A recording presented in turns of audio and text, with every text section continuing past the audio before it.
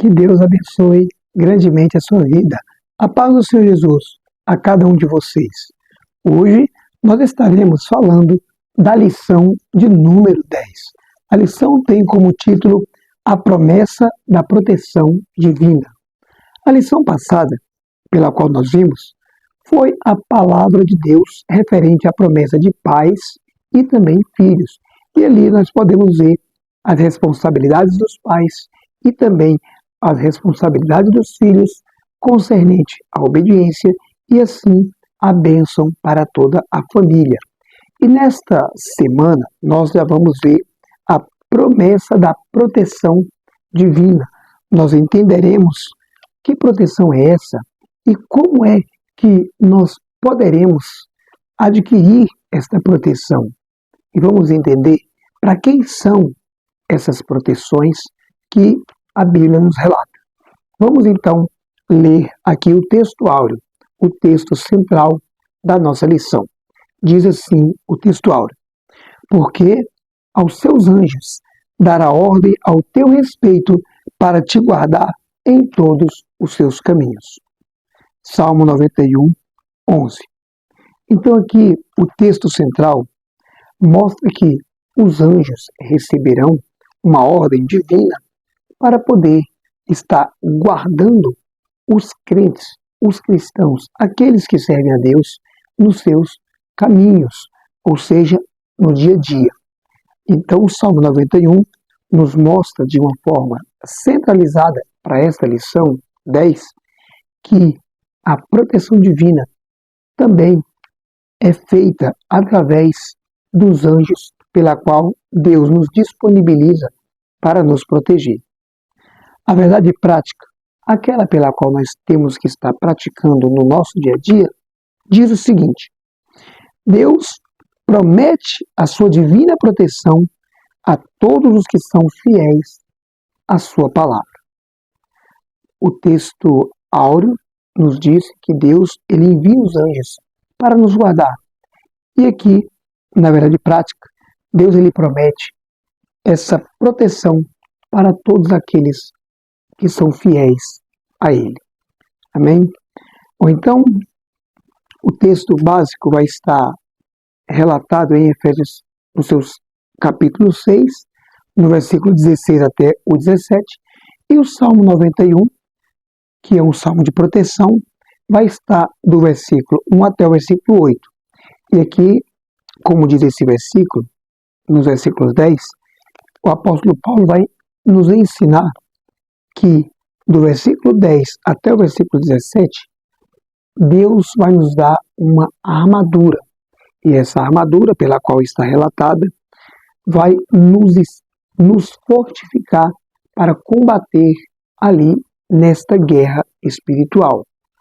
Vai dizer que, sobretudo, tomando sobretudo o escudo da fé, pela qual podereis apagar todos os dardos inflamados do maligno.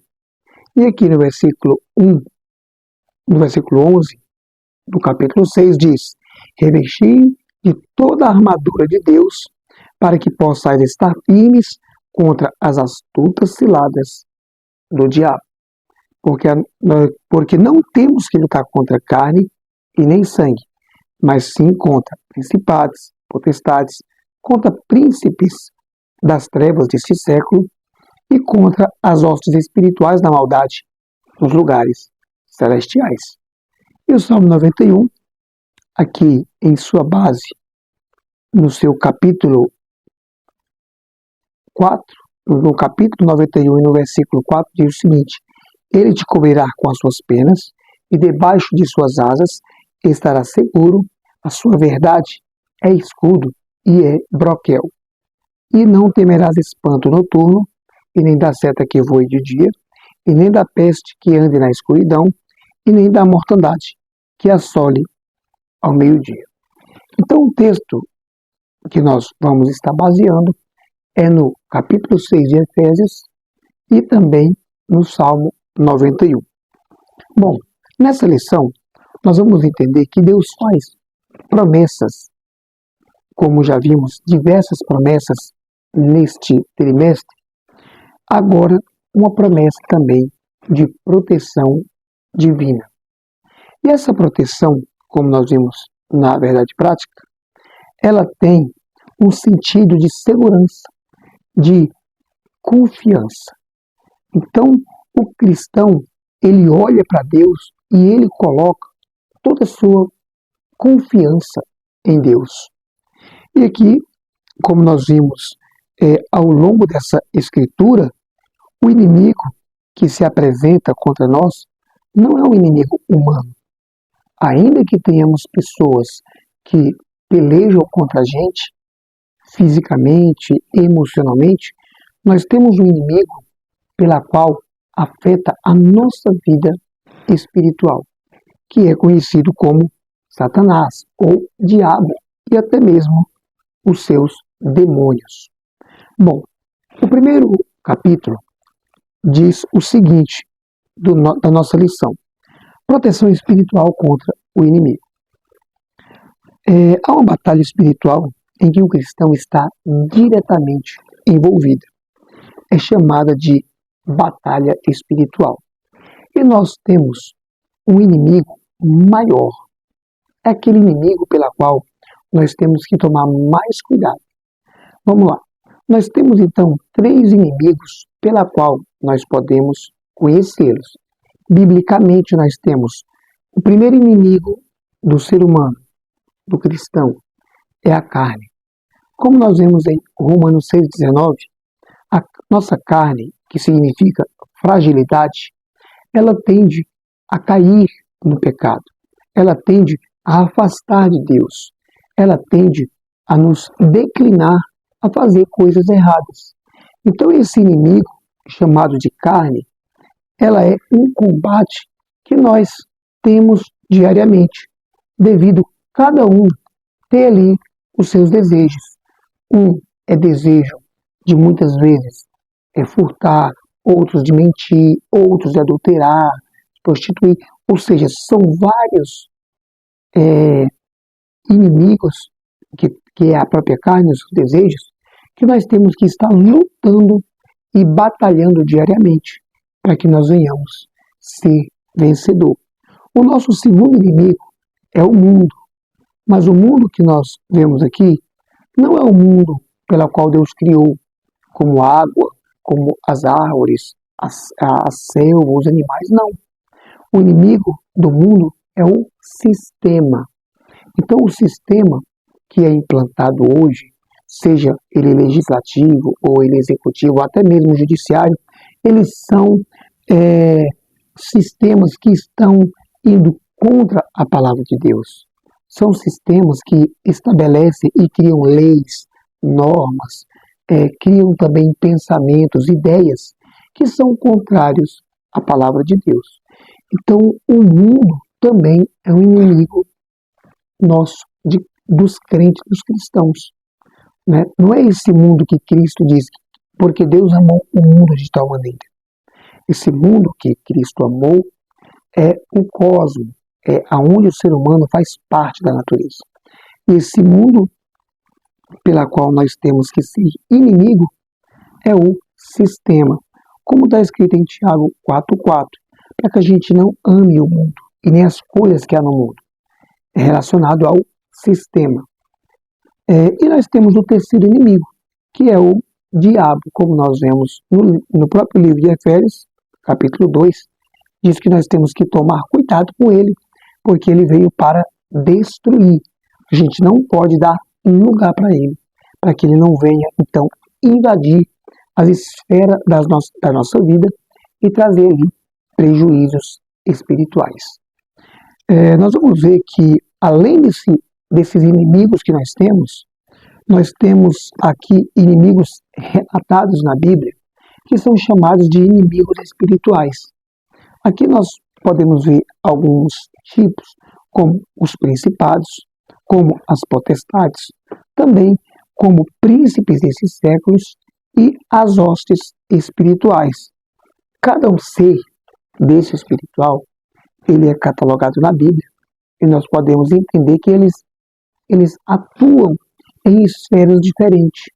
Alguns atuam em esferas de estados, em países, outros operam em lugares, em casas ou até mesmo em regiões ali localizadas, como nós vemos aqui em alguns exemplos, ali quando Daniel ele orou e depois de 21 dias ele recebeu a resposta do anjo.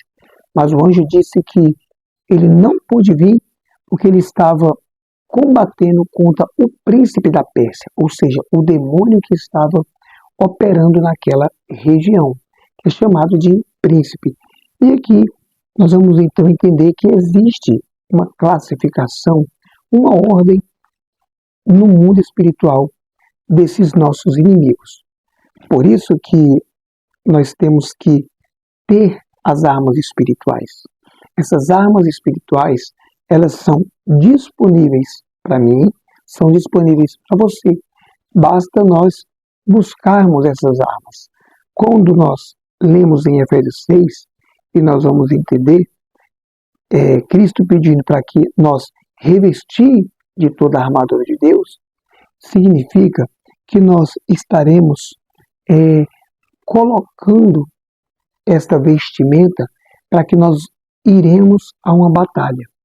E nós entenderemos que uma das partes dessa armadura aqui, a primeira é a verdade. Ou seja, essa verdade, ela é uma arma muito poderosa, porque nada pode contra a verdade. Nós vemos que a verdade, ela, ainda que doa, mas ela tem um fruto, ela gera um fruto bom. A outra parte também dessa armadura chama-se couraça da justiça.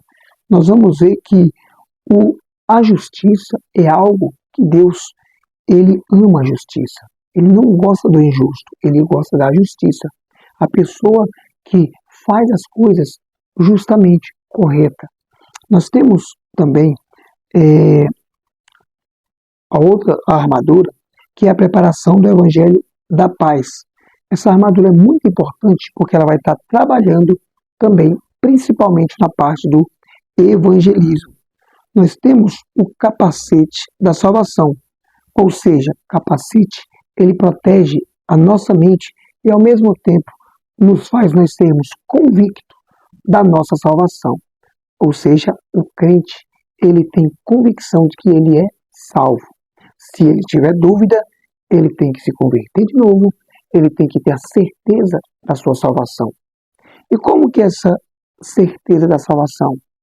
A partir do momento que ele tem o capacete, ele tem na mente dele que o Salvador dele é Cristo, que ele está traçando um caminho que vai levar ele para o céu. E então esse capacete é muito importante. É uma das ferramentas aqui, é uma das armas espirituais muito importante para o crente.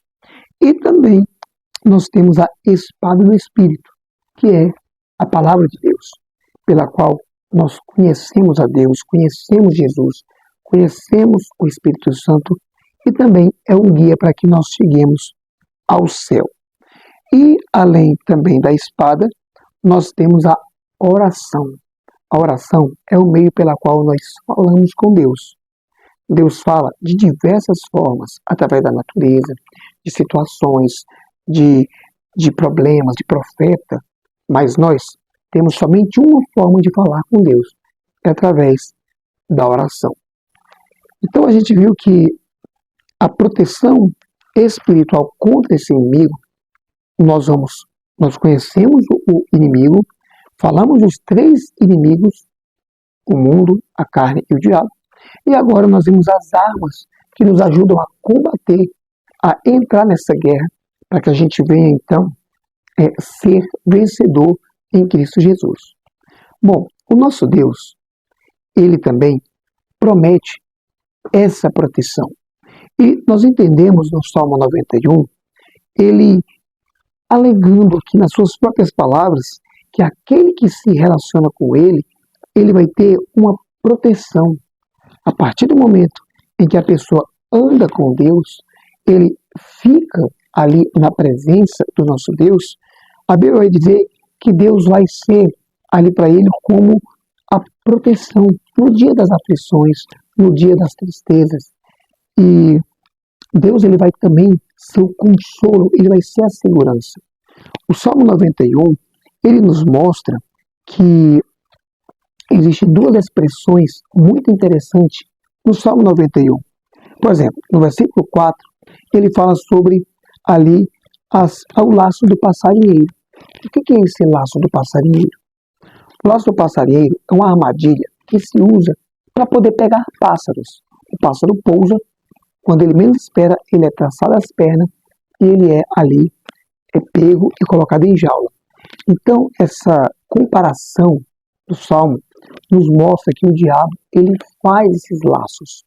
E é muito perigoso nós cairmos nesse laço. Ele utiliza da nossa fraqueza e coloca essas armadilhas, que aqui é chamado de laço do passarinheiro. É uma armadilha e que nós temos que tomar muito cuidado para que nós não venhamos cair nos laços do diabo.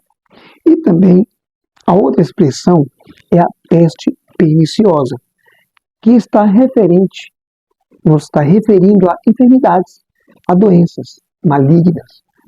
Existem então doenças que o próprio diabo ele aflige a vida da pessoa. Nós vemos a história de Jó e nós temos ali uma cena muito terrível. O que o diabo fez com Jó, tacando chagas, destruição, miséria, fome, ele trouxe um caos na vida de Jó. E aqui nós podemos entender o nível do inimigo que nós estamos lidando. Ele quer deixar a pessoa totalmente destruída em todas as áreas. E nós temos então um laço do passarinheiro e essa peste perniciosa, que é justamente o que esse inimigo vai lutar para tentar fazer com que nós venhamos cair. Mas nós temos um Deus poderoso. Nós sabemos que Deus ele é onipotente. Nós sabemos que todo poder, em todas as áreas, tanto no poder cósmico como no poder espiritual, em todas as áreas de poder, o nosso Deus, ele é o Deus que guarda e protege contra todas as hostes, contra toda a força maligna, porque o nosso Deus, ele é conhecido como o Todo-Poderoso. Por isso que nós temos uma proteção de Deus de forma maravilhosa.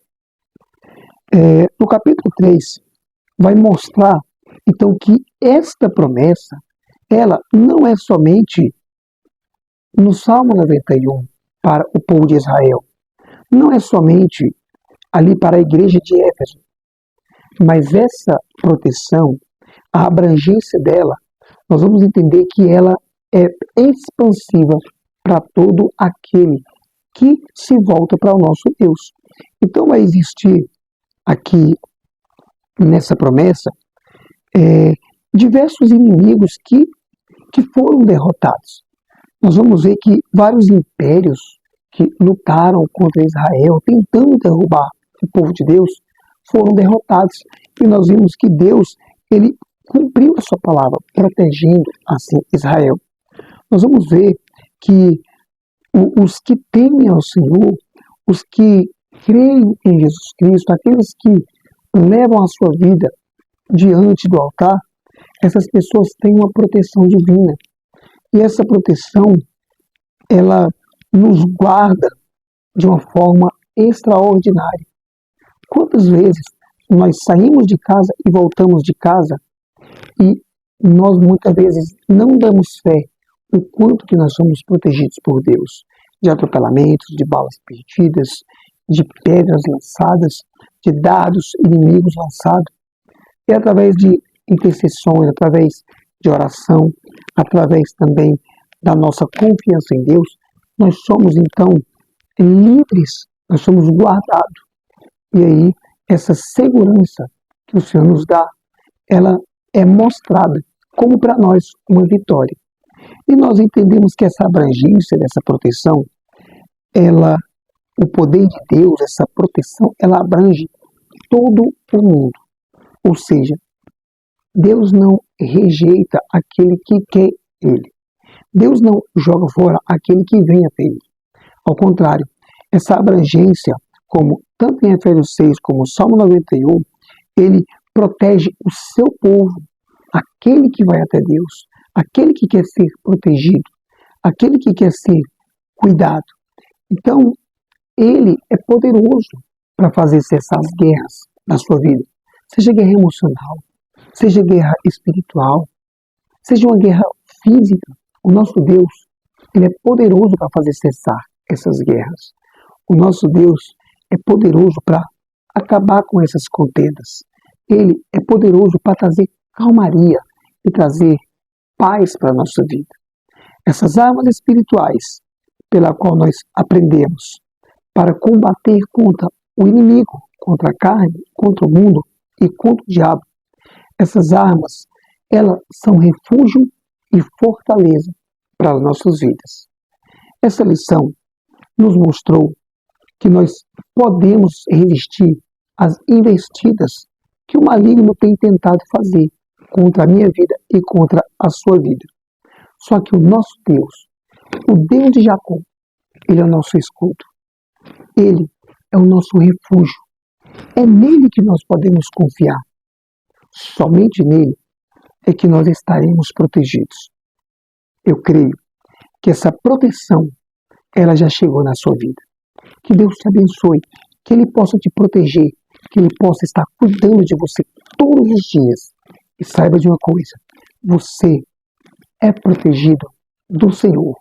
Cada vez que você ora e pede proteção, pode ter certeza que Ele vai estar cuidando de você, tanto na sua vida pessoal, quanto na sua vida espiritual, quanto na sua vida emocional e também na sua vida familiar e espiritual.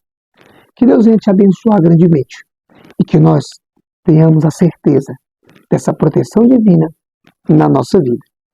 Eu convido você para a lição de número 11. Vai falar sobre provisão.